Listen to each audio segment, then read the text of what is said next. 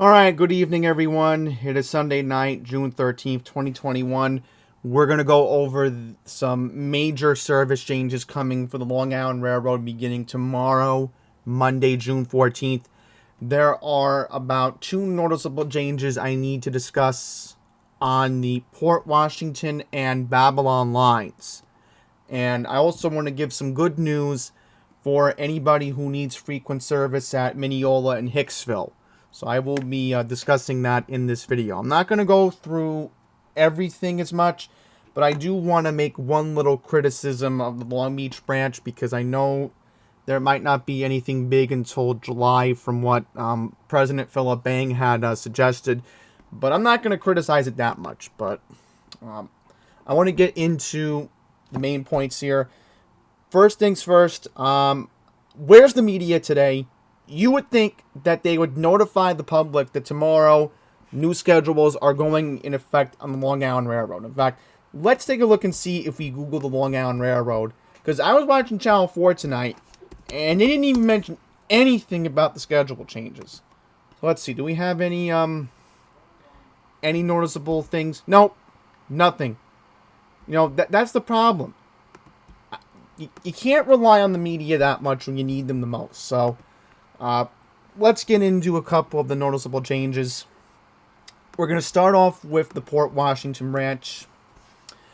First things first, the big noticeable change that we've had on the Port Washington branch, if you've not been aware, there has been concrete tie replacement. They've been replacing the wooden ties between Metz Willets Point and Bayside. So it's only been running hourly service on weekends and on weekdays, most cases. So as you can see here, for an example, some certain parts on the off-peak in the afternoon hasn't been that noticeable. We see here 10:19 a.m. eastbound, 11:19 a.m. eastbound. We'll move it a little bit to the left so you can see it. 12:19, 1:19. Anybody notice that there's a big difference where you don't see trains running 49 past the hour like the old days? Well, that hasn't been there because of this work. Now, in the afternoons, as you notice, they do make the eastbound trains a little bit more frequent. And of course, as you know, you do have your flyers to go to Great Neck, of course. Move it a little bit to the right. There we go. There are the flyers.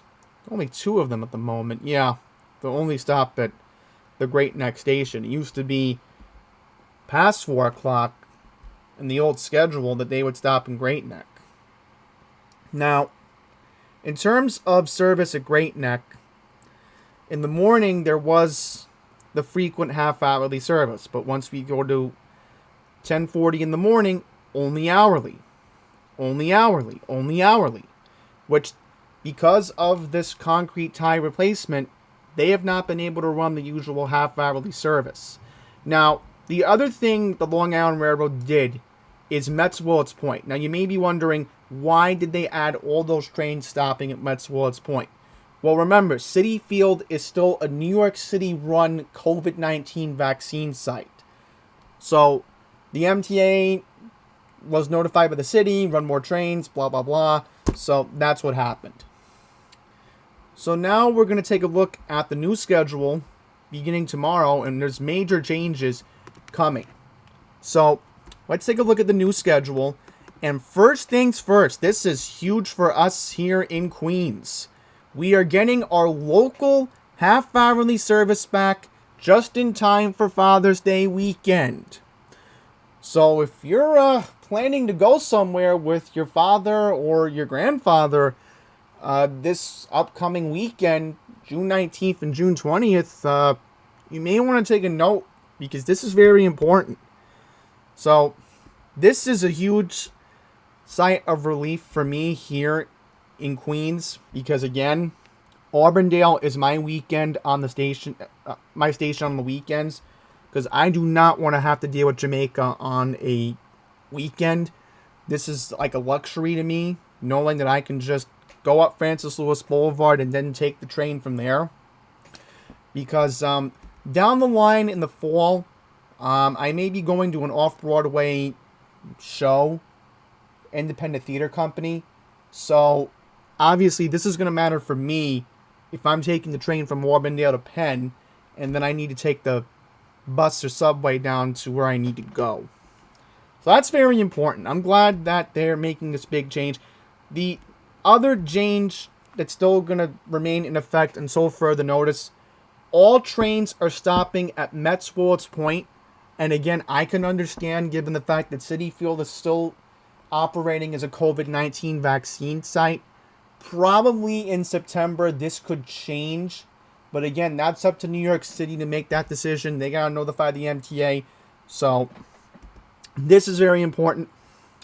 What I'm happy about here is we are back to the normal patterns. So, let's see how many trains. Let's see if they added the Flyers back to Great Neck. So, yes. Okay, good. So now they've added a couple. 523, 605, and 638. Okay. So that's pretty decent news. Pretty decent if you ask me. And as you can tell right there, there are the more of the Flyers. Because you get all those Flyers that go express. So the first train would be 422. Remember, this is the most important thing. Until further notice, all fares are off-peak. We are not going to an on-peak schedule. Probably not until the fall at this point. If I were to give an early estimation. So, that's very good that all the people in Port Washington are getting all the service that they deserve. This is very important. Also, I want to mention, if you need service to Bayside, the 4:22 p.m. train that leaves Penn Station does stop at Bayside. But remember, because Citi Field is still a vaccine site, the train is still stopping at Metzwolds Point. So, that is a noticeable change right there. But again, as you can tell, even in the off-peak, this is excellent news, seeing all the half-hourly service come back on the Port Washington branch. And again, this matters for us in Northeast Queens because, again, we do rely on the Long Island Railroad at Murray Hill, Broadway, and Auburndale, and especially stations Little Neck, Douglaston, Bayside. So this is very important for us. We're glad about this news, and we're going to move on now to the next noticeable change, and let's move on to the Babylon branch. Now, if you don't remember, a couple of months ago, there was a chaotic schedule where the Babylon branch would only run hourly. And it caused severe overcrowding because the Long Island Railroad thought it was a good idea to cut back on service, which effectively was not good considering that ridership was just about to start peaking. So, let's get into our weekend update. Because this is very important if you need the Long Island Railroad Babylon branch on weekends. So for eastbound, here is the big noticeable gap because of the track work program they were doing out east in Babylon. So as you can see, this is the weekend schedule. This is just eastbound for an example. There is a huge gap of service from 2:21 p.m., 3:21 p.m., 4:21 p.m. This is only hourly service. Now, this was very bad considering that there was actually a concert at Mulcahy's this past weekend, and there was overcrowding reported at Belmore this weekend because not enough trains were running, so many people were trying to get over to the concert, and they just couldn't. So, very inconvenient that the last weekend of the schedule, and there was a big concert at Mulcahy's, there was overcrowding reported at Belmore. So, very unacceptable. I heard from a couple of people, the platform at Belmore was very crowded. A lot of people were getting off, and it was just, crazy. So, as you can see over here, Penn Station, after that, 621, 707. I mean, what kind of frequent service is this on the weekends? You explain me that. Very unacceptable. And then look, westbound. Look at all this service westbound. From pretty much 9:53 in the morning until 4:55 in the afternoon. Hourly service because of this track work program at Belmore. Well, there is good news on the Babylon branch for Father's Day weekend. And the good news is there will not be a gap in service. Now, this is very important because there might be Islander fans who may be going to Mulcahy's this weekend for the Islander Lightning series. And remember this, you'd have to pay an arm and a leg to get into Nassau Coliseum right now. So what are Islander fans going to do, you may be wondering? Take the cheaper option and spend maybe $20-50 on drinks and food instead of the bar. So that's good news if you need service to Belmore and are going to Mulcahy's. So as you can tell, all the frequent service is back half hourly. There's no big gap in service, which is big news beginning next weekend. And again, it's Father's Day weekend, so you have to run all those extra trains, of course. So as you can see right here, all half hourly. And again, this is beginning on June 19th next weekend. So now we're going to move on to the main line. Now, I'm going to pull up the two Port Jefferson schedules right here. Let's take a look at the current schedule that we have right here. And as you can see at Mineola, for an example, Mineola and Hicksville get half-hourly service on the weekends. So that's been like that for a while now. There's still some frequencies, yes, and you do notice that. So that's very good news at Mineola and at Hicksville. So you do get those trains that come half-hourly on weekends. Let's take a look at weekdays for an example. As you can tell in the current schedule, you still get your frequent service every half hour on the weekdays eastbound from Mineola to Hicksville. Same deal, which would go on the westbound right here. Pull that up for a second. Yeah, I want to start off from around here. See? As you can tell, that's Mineola. That's all the service they're getting at Mineola. Pretty frequent, which is very good. Same at Hicksville for the westbound. And it pretty much will stay the same beginning on Monday. So let's take a look at this for a second here. So again, good news at Mineola, for an example, on the weekends. They keep their half-hourly service. Now, remember, they just removed the final grade crossing for the third track project at New High Park. This was South 12th Street. So they're building a new bridge over there in New High Park, which, again, I'm looking forward to seeing the station once it's fully completed by the end of the year. So that's very good news. That's weekend, for an example. See, that's westbound again. Let's just take a look at westbound. So again, Mineola and Hicksville, you can see here, they get very frequent service on the weekends, which matters a lot. And also, I just want to mention, the Yankees are actually home for Father's Day weekend. Now, I know the Yankees aren't doing great, but remember, the Yankees already have sold tickets. In fact, I know somebody who's going with her father. I'm not going to say who it is, but I know somebody who's going to Yankee Stadium next weekend. So that's the most important thing for somebody that I know.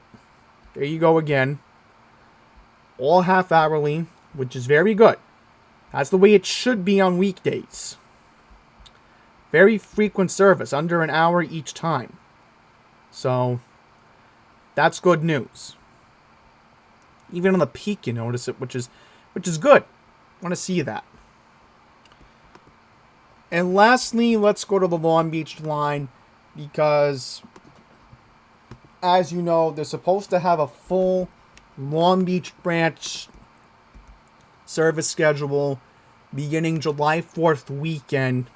And this is what I wanted to talk about, folks.